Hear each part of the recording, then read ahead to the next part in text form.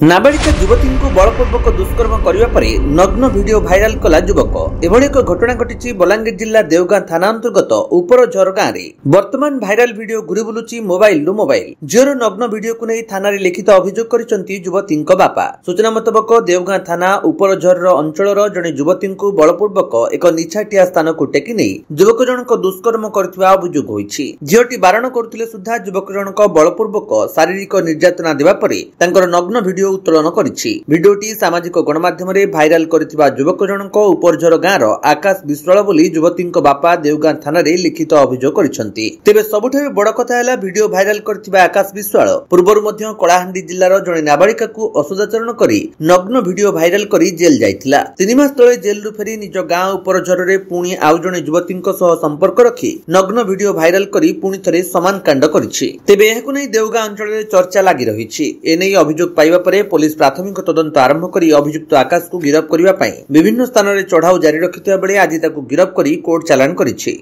बुझरोना उपरझर काहे सन थाना के बोले से मोर झोड़ से आकाश विकास माने वीडियो छाडु छन सेले हमें अभियोग कोटे थाना के का वीडियो छाडु छन निहला वीडियो माने ये का वीडियो छाडु छन असले वीडियो माने का काती छाडु छन नेट छाडु छन ये मोबाइल में सब का पुलिस के लेखि तो अभियोग कर पुलिस के लेखि दूध माजी काना न्याय चाहू छ। हां न्याय चाहू हमें। Thank you. बलांगीर रु अंजु पृष्टिंग रिपोर्ट विश्व विजयी न्यूज ओडिशा।